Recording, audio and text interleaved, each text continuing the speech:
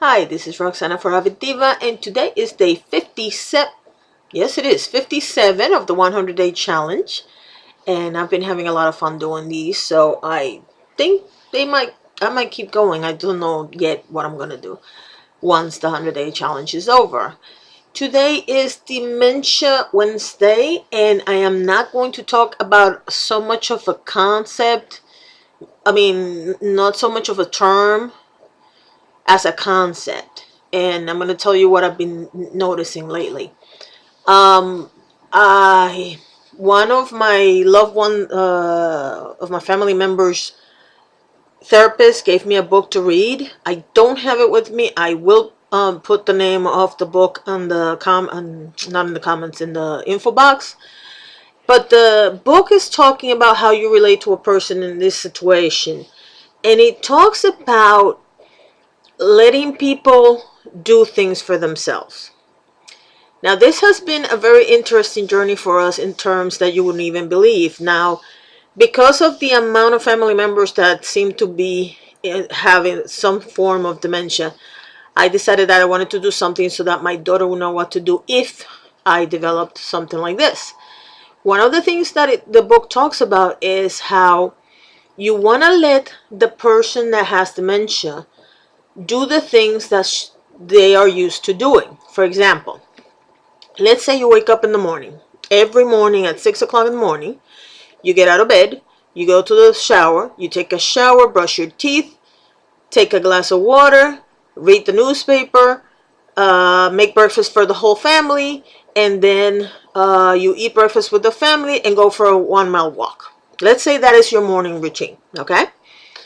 Well, what happens when you have a person with dementia, if that is a routine that they've had for 50 years, their brain is going to get a little stuck if you try to change that routine. So what you want to do is allow them that opportunity to do as much of that routine as you can possibly allow them. Now, for some people that are in the early stages, it's probably okay to let them cook breakfast and all that other stuff.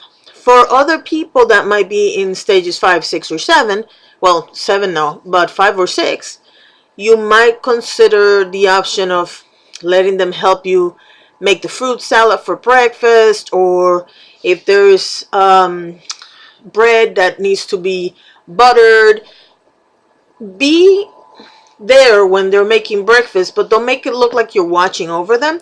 Make it look like you're helping them make breakfast. Now remember, the person with dementia is not going to remember what happened yesterday. So if you go ahead and you do that the first day, you say, oh, I want to help you make breakfast, and you start doing the stuff that has to do with hot and cold and cutting and whatnot, and you tell them, oh, let's go ahead and put the fruit salad together, and you two put the fruit salad together and serve it into the bowls, give it to the family, and then you put the toast on a plate and give her the butter, and she starts buttering the bread, that sort of thing. Number one, you're keeping the routine. Number two, she's still part of the operation. Now, last week I talked about Montessori for adults. I have had a ridiculously hard time finding any examples other than the internet. And what I'm finding on the internet is really limited. I don't know what I'm going to do about that. I will talk about that in later episodes. But right now, what I can tell you is that I am going to use any resource possible, because the last couple of days we've been visiting my family member. And actually, to give you an example, I was going every lunch day, every day at lunchtime, to make sure that she ate lunch. And 2 days ago, I had another family member go visit her, and they were like, well, she was eating dinner by herself. Okay, what do you mean by eating dinner by herself? Oh, she was she was serving herself and eating.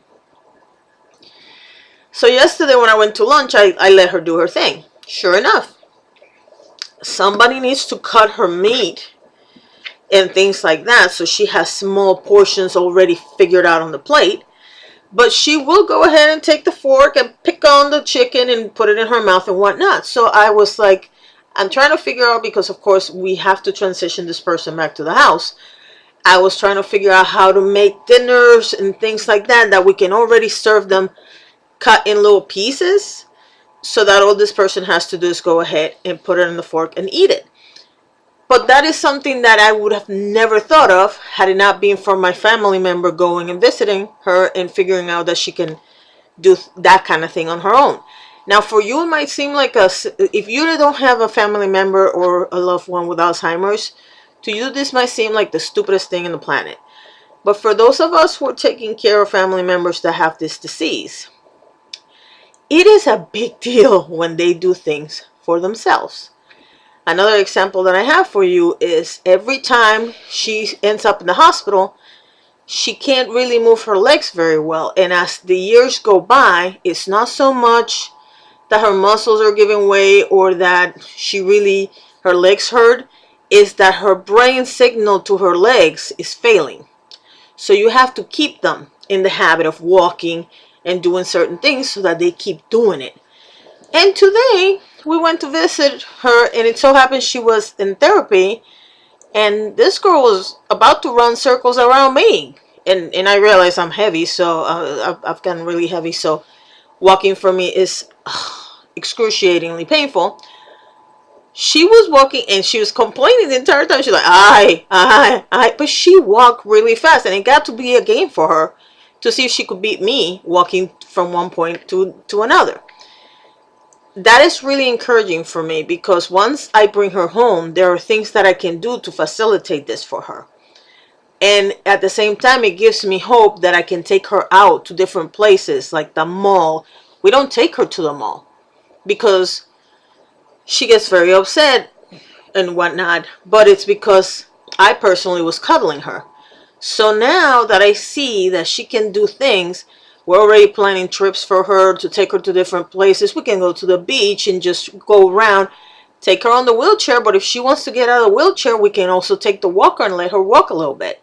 Those are things that make our lives a little easier because we have more options than just sitting at home day after day.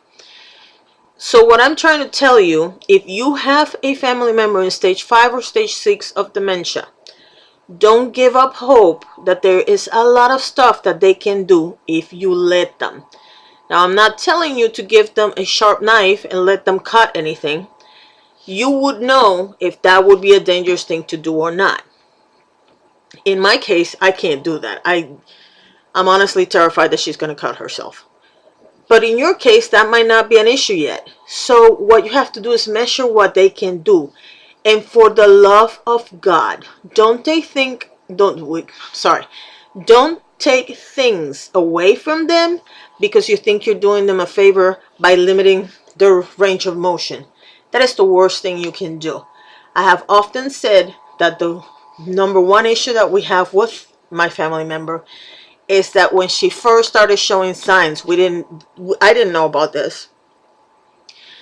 But the one thing I did notice when I would call on the phone is that I was told, well, she doesn't cook anymore because I've become her chef. And of course, me thinking, this person cooked for 50 years of her life. It's about time somebody else cooks for her. It didn't even register that the reason why this was said is because the person was afraid that she would burn herself or have an accident in the kitchen. So don't limit what they do just simply because they have the disease. See what they can do and what is not dangerous for them, and let them do those things. You never know how much they will appreciate being part of the family instead of just sitting in a chair somewhere. Again, this is Roxana for Diva. You have a wonderful day.